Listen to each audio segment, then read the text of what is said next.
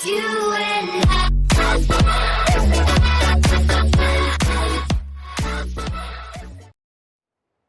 Hey, what's up, my dokus? Jason here, welcoming you back to more The Legend of Zelda Skyward Sword. Last time, we've defeated Demise and brought peace to both the surface as well as the sky. This time, what are we doing back here? Well, this is the bonus video, and so I'm going to be talking about a lot of the, things I didn't talk about in the main series, as well as showing off a few things that I promised I'd show off. No, I don't need this. I don't need this intro again. No, we don't need this again. We already had it at the beginning of the series. We don't need it again. So, I guess we should jump right into it. Starting off on our first topic of our bonus video day, we have a notification after you beat the main story of the game. You have the option to play again in hero mode using that save data. If you click yes, it will write over your copy or your data that you used.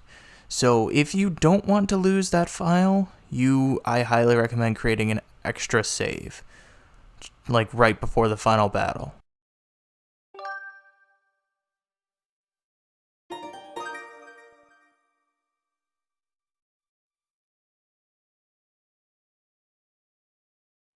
Wow, not even like 5 minutes into this video and we're already back on the main title screen? That's weird. Anyway, what does hero mode entail? Well, starting off, you have this interesting little icon here on your file. Yeah, you can go in, choose the name you want. But you can also, throughout the entire game in hero mode, can skip cutscenes. Which, makes our lives so much easier. I usually try to test myself on those cutscenes that,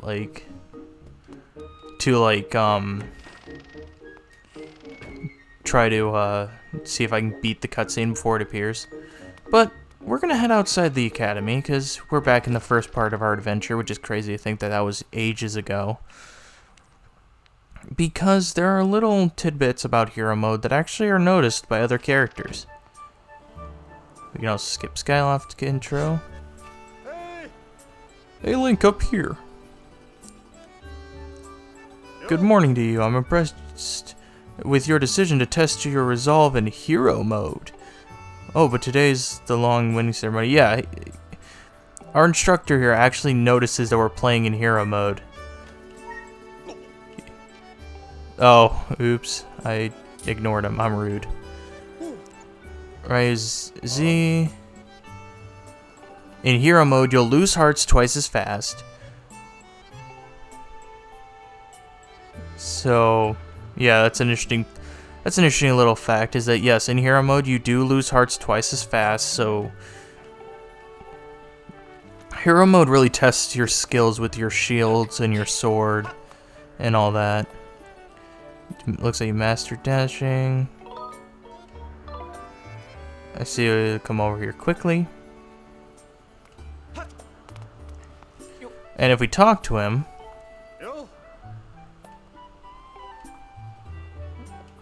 does he say it?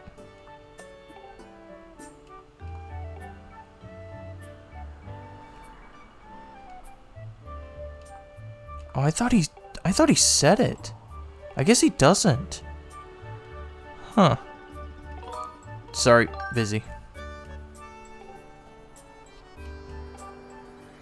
But I thought he said it, but I guess he doesn't. In hero mode, there are no heart flowers, and yeah, there's no heart flowers, and hearts will not spawn regularly. Basically, that means like your heart metal potion or your heart metals, those will come into more effect here because you will be able to use those, and hearts will appear.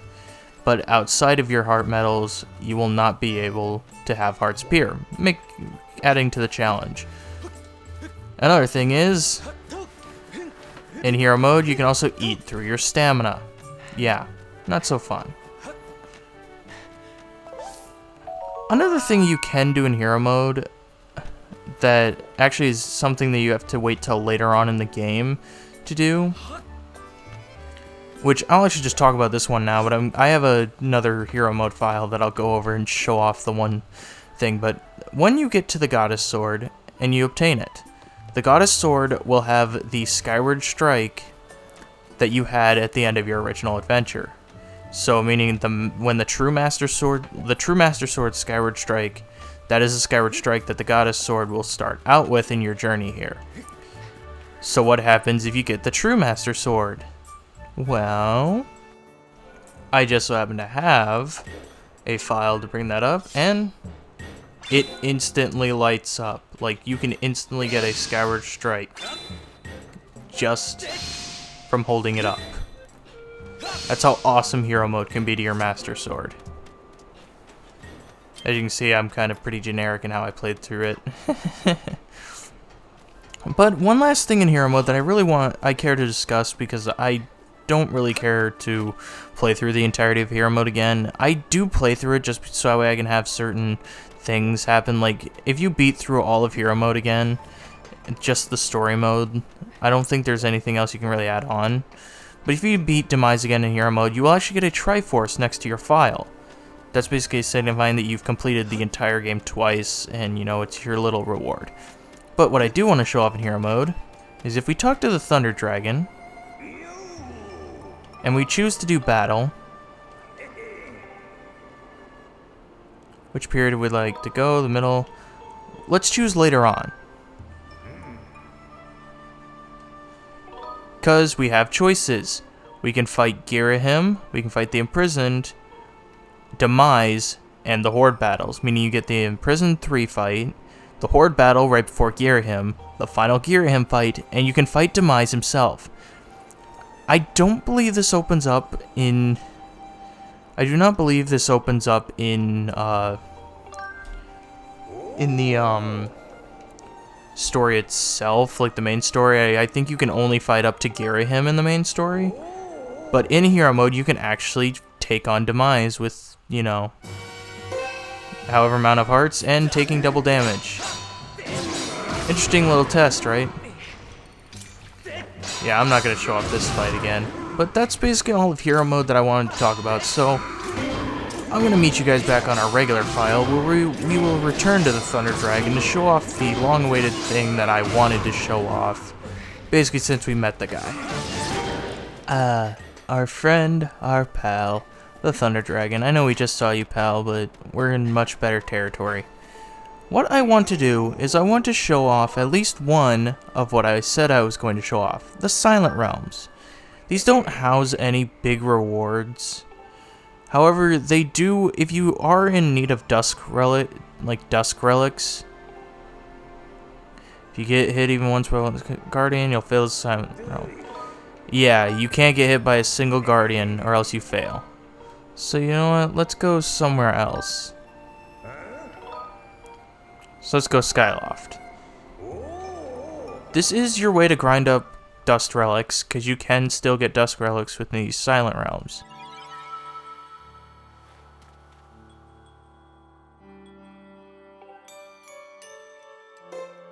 And this time around, the Silent Realms are timed.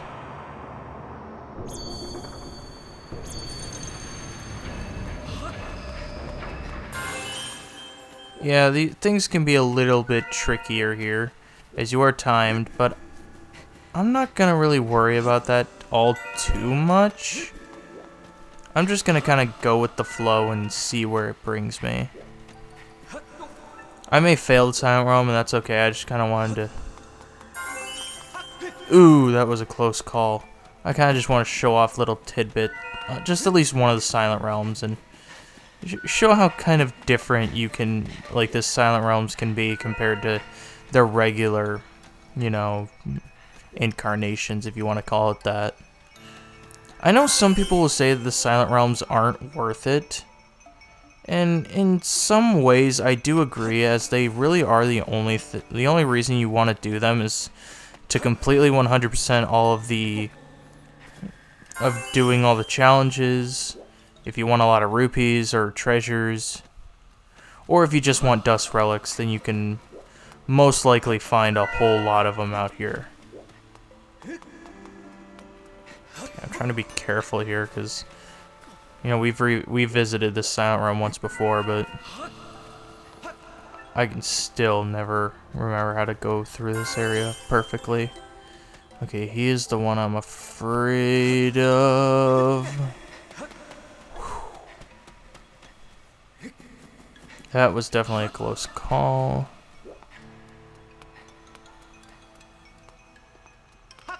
Ooh, that was also a very close call. Oh, no, no, no, no, no, no, no.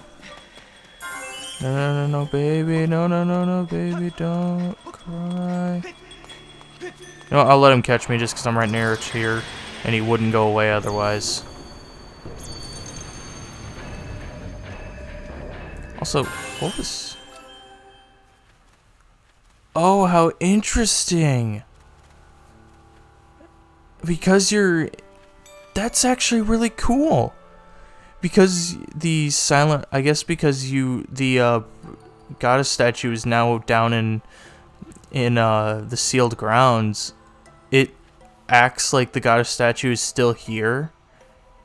And you have the gate there you can't pass through. But you also have the gate up there that you couldn't go through either. Up in, like, in the original Silent Realm. That's actually really cool. I never noticed that. I mean, obviously I didn't notice it because in the previous Silent Realm we, you know, took through the, Oh no. Okay, I'm just gonna let this guy catch me again because, like, there was no way I was gonna make it out. Okay. Where's... Yeah, that's a little interesting little tidbit that I don't think a lot of people would notice. I guess I'm still discovering things in this game, even after. I mean, I guess I've never really played. This is actually my first time really playing the timed Silent Realms, so I guess there is that. Oh yeah, I need to come up this way. Notice how I'm not going after dust relics. I don't really need them. Yeah, we don't really need any of the dusk relics. It's gonna be so weird that this bonus video is probably gonna be like maybe 30 to 40 minutes. Like, due sheerly to the fact that I wanted to show off the Silent Realm, but I also have a lot of like discussion that I want to talk about too later on in the bonus video. Which actually, I'm just gonna come out here and say it. Like, the thing with bonus videos is that you can record these out of order. Because there's certain things you want to take care of. And that's basically what I'm doing here. Like, I'm recording this far out of order. This is basically like the last thing I'm recording. Because I've already taken care of everything else.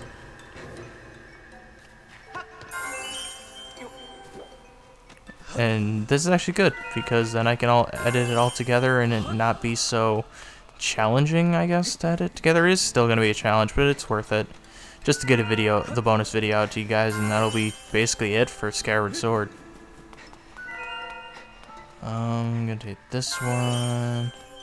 Oh, that's bad. That is very, very bad. That is bad. That is bad. That was a very close call. I was actually expecting to die from that. As you can see, these Silent Realms, you gotta be quick about them, because I'm already spending 5 minutes in here. Okay. Gonna go all the way up here. Gonna collect the last one.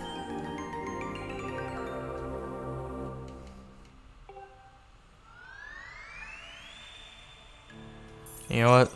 Leap of faith. And we finished 5:11:33.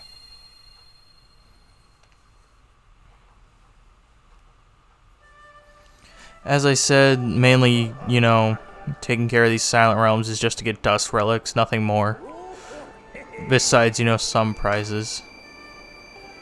But that's going to be it for our friend here, the Thunder Dragon. That's all I really wanted to show of him. And as same with the battle, he gives us 50 rupees for trying our first try. But that's gonna be it for him. So it's time to move on to the next topic.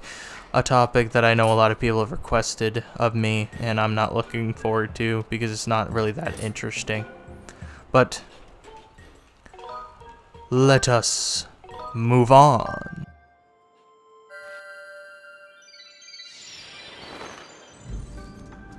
And it is now time for me to show off what seems to be getting sprayed up a water spout, but what seems to be the most requested thing for me, or at least the thing I've gotten like multiple requests on to show off in this bonus video, and that is the regular route to completing the Ancient Cistern's bottom floor. To be honest, I feel kind of the reason, because I did get a lot of things how like, oh, I'm surprised you actually did this, you should have just done it the normal way.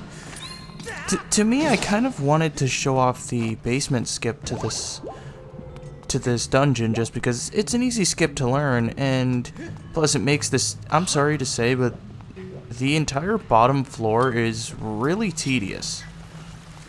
And it's why I was, you know, kind of okay with just leaving it as was, but, you know, I got requests. People wanted me to actually show off the bottom floor, so I'm gonna be showing you the regular route.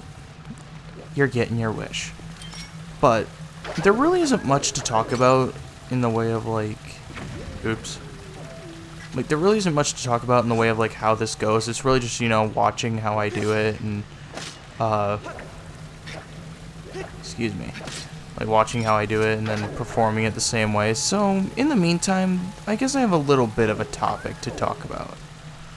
One that I have had someone specifically ask me to talk about.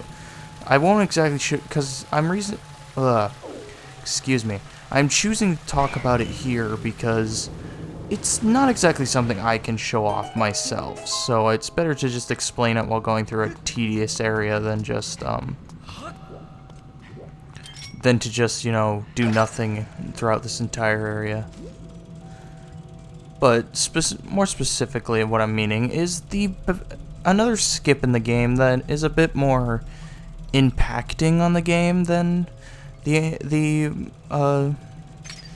basement skip, and that is the back in time skip. I have talked about the back in time skip earlier on in this series, but I didn't go into like full detail on it due to the main fact that like it was something I never really needed to talk about because we were never going to do it. So I saved it for the bonus video, which is, you know, why I'm talking about it right now. Basically what the back in time skip does is it skips basically a good chunk of the game. I believe it works in the way that you actually go all the way back to, like, it skips about 2 hours of the game, maybe? I'm not entirely sure on this. I don't have all the details on the back in time skip. I just know that it's a huge game-breaking, not game-breaking glitch, but it's a huge game glitch that can take out good chunks of the story. And it's why I didn't want to show it off. Because obviously I wanted to show the entire story. And also I hate that I'm like needing, oh, this is bad. Dang.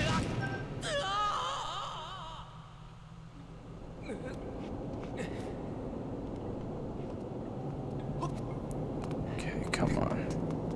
I just realized I'm probably doing something wrong.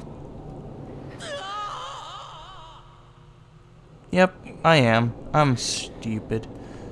I haven't played the basement floor in a very long time because I've always taken the other way, like the skip. It skips like a few hours of the game, and it's a skip a lot of top speedrunners for this game use. I can't really go into much other full detail than that because I don't really have a lot of the information, and it's definitely something I don't really feel I need to like search up information on because it's not really that big of a deal. It's only for people who want to speedrun the game. So if you want to speedrun the game, you can just go look up like some of the top speedrunners in any percent for this game, and you get to find out about that skip. Oh, an evil crystal. Interesting. Even in the bonus video, we're getting pointless explanations. But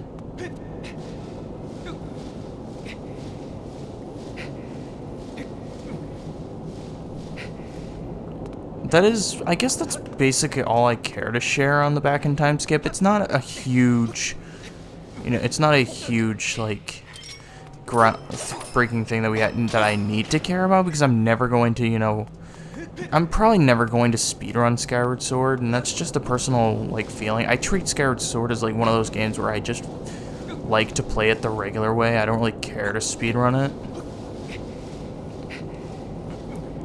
It's just how I feel. There are certain games that I don't plan to ever speedrun, and that's just how I feel about them. But now we are back over here near the thread, which we would have been able to get to from doing the basement skip. So I guess that's all for the Ancient Cistern. I guess now it's time to move on to something a bit more interesting than this, because I'm sorry, this is not interesting at all. Let's go. Moving right along, back up here to Skyloft, since I think it has the most beautiful view to kind of to bring up or talk about the next discussion topics of sorts. I don't know, I'm terrible at making videos, let's be honest. Yeah, I'm just kidding. I'm terrible at making commentary to, like, bonus videos, because I never know how I want to word certain things. But there are a few things that I've actually changed in Skyloft from the point, basically the post-game part. Basically from up to, like, Demise being revived.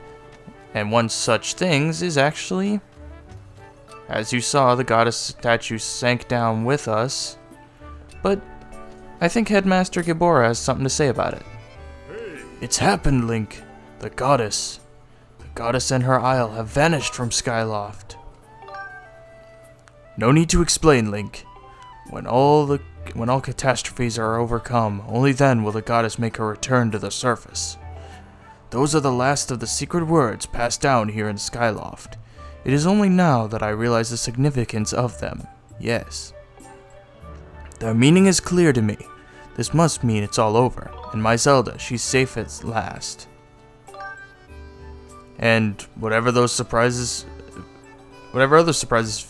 fate may have in store for you, I'm sure you will triumph. We're counting on you after all. Just stay focused on the task at hand, put all your strength into it, and you can't go wrong. I have faith that you shall bring my daughter back to me. I desire that more than an explanation of whatever it was that transpired here. Good luck, Link. Well, technically speaking, in an alternate little timeline, we did bring your daughter back to you, but that was obviously under different circumstances. Let's actually see what other people have to say about it. Hey, mister, did you know the goddess is gone? Do you think she got mad and left because I never listened to my mom and dad? No, kid, I'm sure it's something much more bigger than your disobedience. This is unbelievable. The goddess statue is gone. Would somebody please explain just what is going on here in Skyloft? If only you had the time, buddy, if only you had the time. I think that's all the people who really comment on the bird statue, because there's no one else really out and about that notice, well, not the bird statue, the goddess statue being gone. I think it's mainly just those three. But on to the next little topic, which is actually supposed to be what this section was about, because I actually, like, organized my bonus video into, like, sections of what I wanted to talk about. Which, you know, any person who makes a Let's Play has got to do notes and everything, and that's what I did for a bonus video. But I would like to bring up an interesting little fact about Skyward Sword that not a lot of people really would know about. I think it's become more popular as of like a little tidbit that people come across as the years go on. You know, many Let's Players have shown off this little tidbit, and I'm going to be one of them because even now in 2020, I kind of feel like some people just don't know of its existence. And so I thought I would, shine some more light on it. I would like you to take a listen to the main theme of Skyward Sword.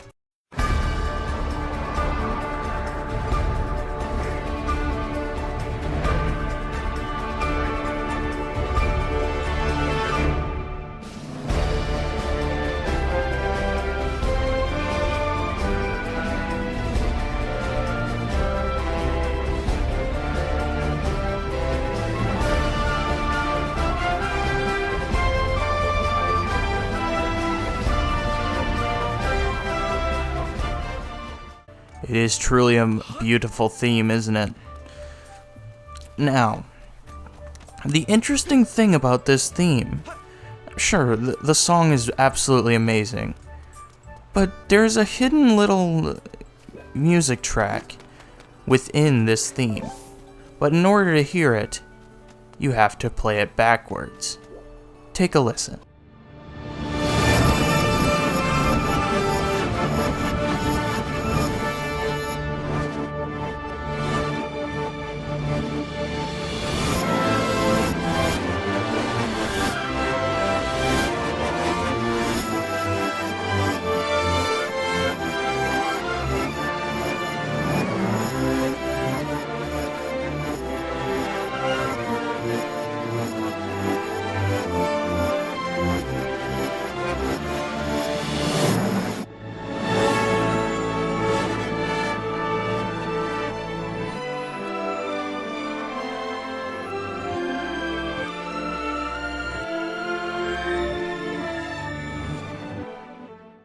It's the Zelda theme, like Zelda's Lullaby.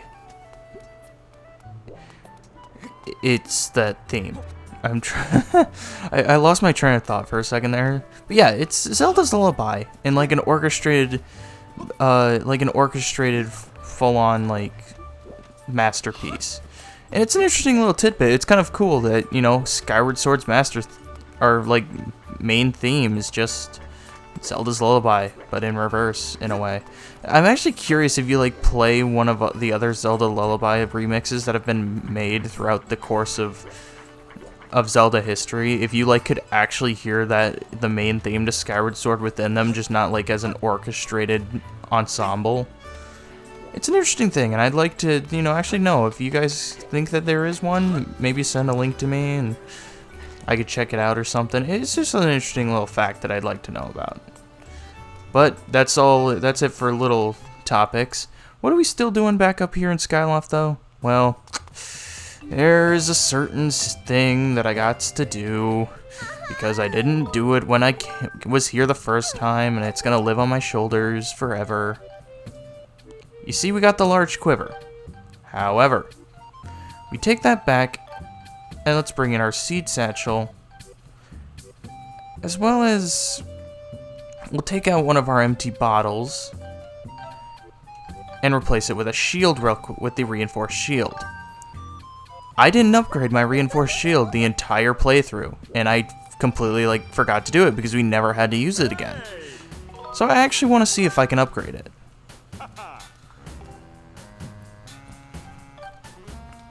And I can't.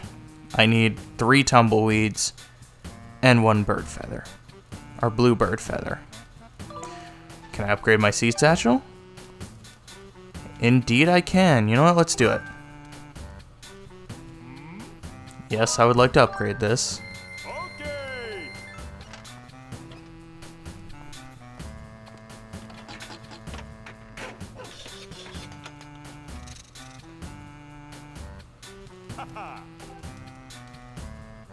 So we can upgrade the seed satchel to the medium seed satchel. And what do we need to upgrade it to the biggest one? We need 3 monster claws and a bird feather. Or blue bird feather. Which is the same amount of stuff we need here. Oh no. And here we still need that hornet larva.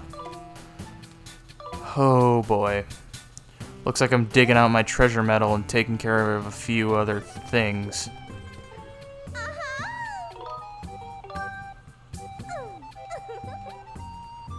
Oh's I knows, but I do want to have every upgrade, which is why I'm going to get rid of these.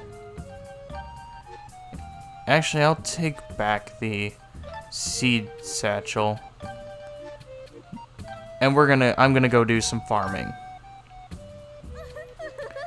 Yeah. This is going to be an interesting little tidbit.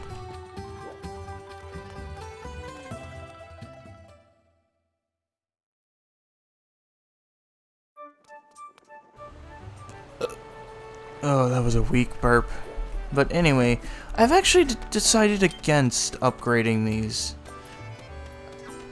The reason is... Okay, so now that we've actually saved or cured Batro of his, you know, monsterism, there aren't really any monsters in Skyloft. Meaning I can't go into that cave and grind off the keys in there because there are no more keys.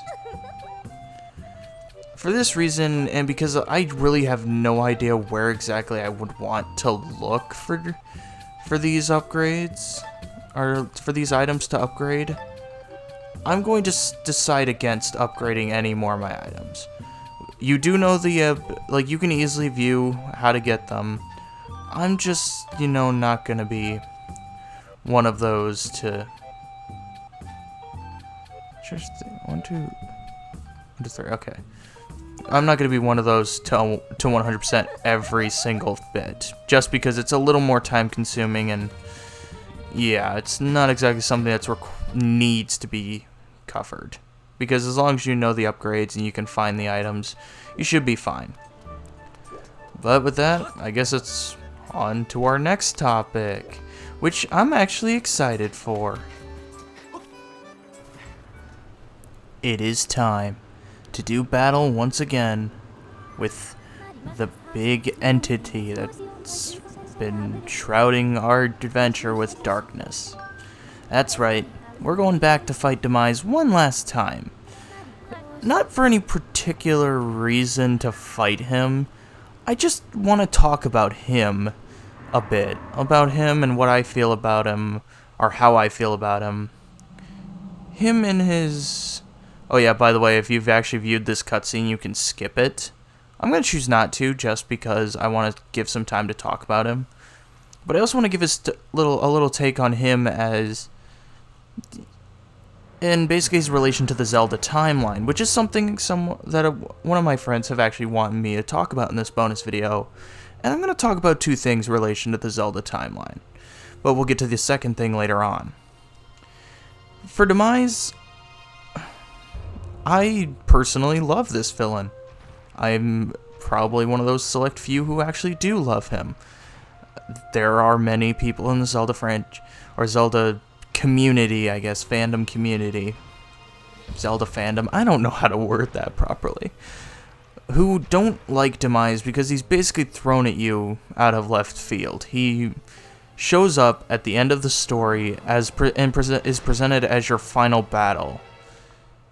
But he's really been there the entire story, and that's what I love about him, is that it's not like he's just this, you know, villain who's shown up at the end just because, you know, oh, we need a good final boss, and so we are just given Demise. No, he's been there the entire story. He is the imprisoned. He's been, you know, giving us pain and agony and having to be the bane of my existence for more times than I care to count. And that's something I personally love about him, is that he's just not this thing that you have to fight because, you know, oh, final battle, final boss, we have to defeat him.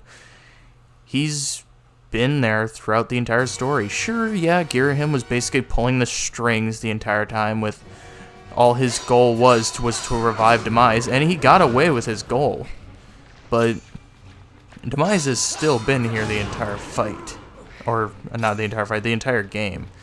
We're fighting him right now, so, like, I'm like, getting lost in the fight a bit, and, like, just saying the weird word of fight.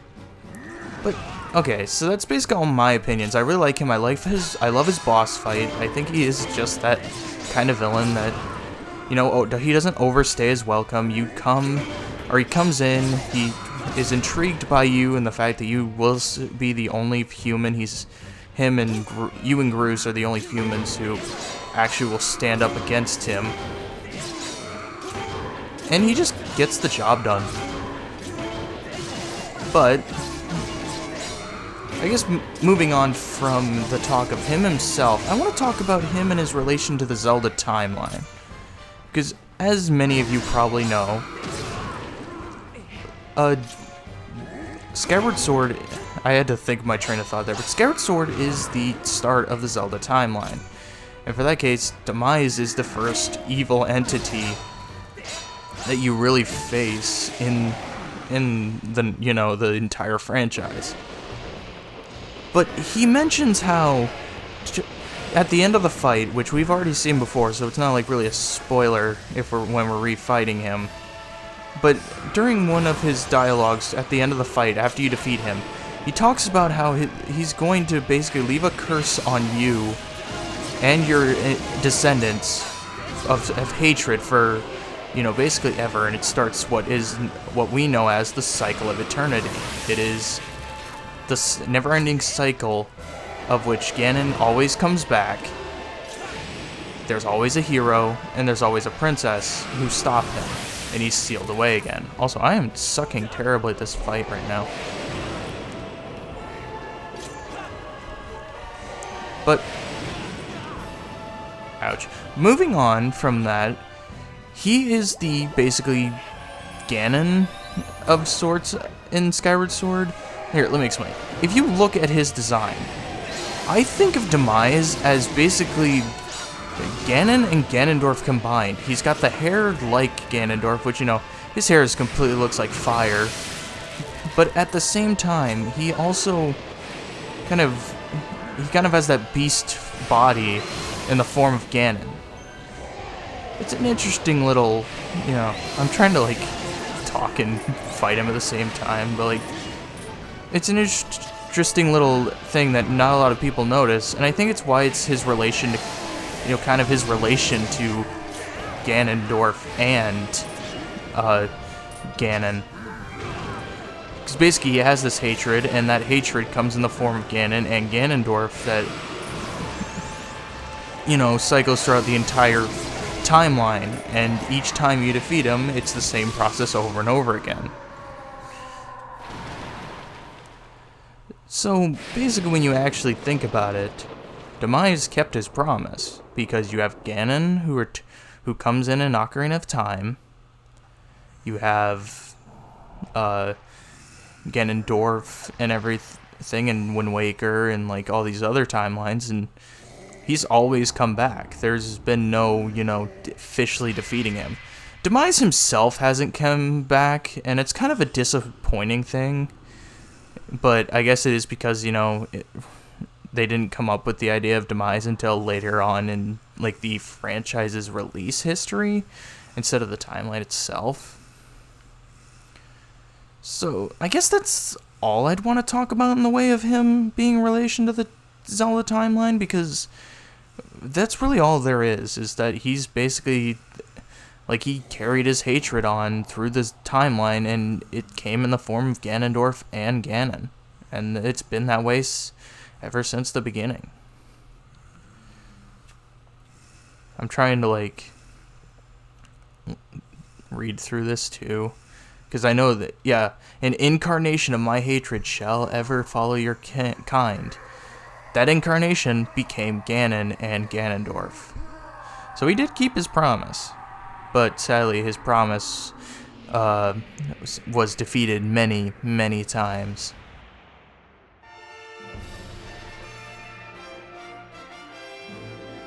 Now, before I go on my topic about the Zelda timeline itself, and the one topic I wanted to discuss about it, we are going to show a little secret in the credits.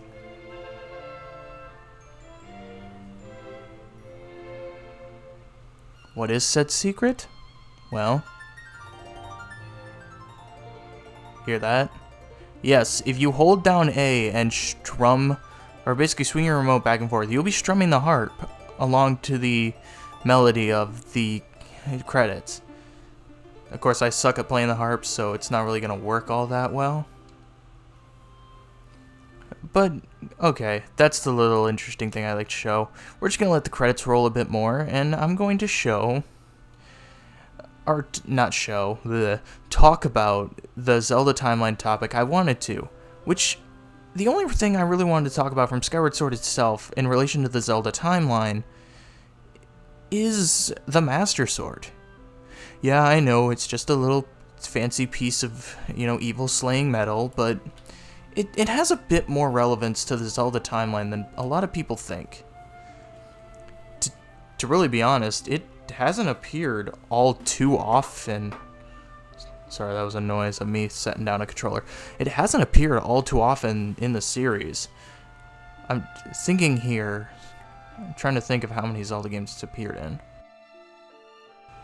I'm pretty sure it's only appeared in 6 titles, subtracting spin-offs, because spin-offs don't really count as a part of the Zelda timeline. But yeah, it's really only appeared in 6 titles, but its relevance in each title is very intriguing. And I guess to discuss is, after Skyward Sword, you obviously see that Link is required to put the Master Sword in the pedestal that is in the Sealed Temple.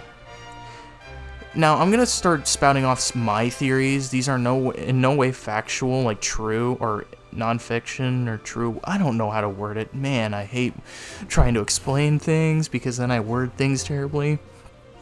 But basically, after that point, we don't see the Master Sword until Ocarina of Time. And at that point, it's in the Temple of Time. Now, I had a few theories on, like, Eldin now became Death Mountain, Lanayru Desert became Gerudo Desert, and, Faron Woods became the Kokiri Forest, but then, I get people being like, well, then why isn't the Master Sword in the forest? Because, technically speaking, the Sealed Temple is in Faron Woods, and yes, that's true, but I also believe that Hyrule was built around the Sealed Temple. And that's why, the Sealed Temple basically became the Temple of Time. That's what I think. Because you have the Gate of Time, you have the Master Sword, both in the Sealed Temple. You also have the Gate of Time and the Master Sword in Ocarina of Time. But that's just my theory on Ocarina of Time's bit. Moving on into the hero is defeated timeline, I believe it is? Or it's the hero's triumphant. No, it's the adult Link. No, it's the hero is defeated timeline. We have a Link to the Past and a Link Between Worlds, which both had the Master Sword being in a forest, the Lost Woods. I'm not entirely sure how to relate that to, like, maybe the Temple of Time was destroyed and, because it's no longer there. Maybe the Temple of Time was destroyed and the ruins of, the pedestal where the Master Sword stayed is like what's left. Obviously, I have no evidence to back that up. It's just my theory. But moving on to the other timelines, we have the Child Era timeline, which the game that houses the Master Sword from that is Twilight Princess. And Twilight Princess actually is interesting because it actually houses the Master Sword in the Temple of Time, but it's in a ruin Temple of Time. Like, you see the ruins of the Temple of Time there, and when you pull the Master Sword and you actually have to go back there for the dungeon, you kind of see that place from Ocarina of Time. I don't know, like, to believe like it truly came after Ocarina of Time, and that's why the Master Sword's kind of still in the ruins of the Temple of Time. But theories. That's what I'm trying to talk about. Oh, what's the next game? Oh, yes. Wind Waker. Wind Waker is kind of an interesting one because basically after Ganon tried to attack the people of Hyrule again, the King of Hyrule washed Hyrule away, but the Master Sword was in the basement in a pedestal under Hyrule Castle. I don't know, like, if it was placed there for protection for the next hero, or if that's like an underground Temple of Time area. I have no idea. But it's actually interesting, and then moving on to kind of the last title of the game, in the Zelda series that houses the Master Sword, which would be Breath of the Wild, which I guess there's 7 games that house the Master Sword. Breath of the Wild's complicated because we really don't know where in the Zelda timeline it belongs. I would technically theorize it being in the Heroes Defeated timeline, as in that game, the Master Sword is in the forest, just like, it is in Link to the Past and Link Between Worlds, but there also could be another reason for it, because the Deku Tree's in the forest, so... Plus, that game has, so much, lore to it that it's really complicated to understand, so that's all I'm going to say about it there. But that's basically the last piece of evidence I wanted to talk about here, and in Skyward Sword in general. If there's anything else you think I should talk about that I didn't talk about, let me know, and I'll most likely make a bonus video out of it if I get enough information. But with all that, I guess I'll thank you guys so much for watching and sticking with me through this series, and I'm excited to bring you the next one. See you guys then.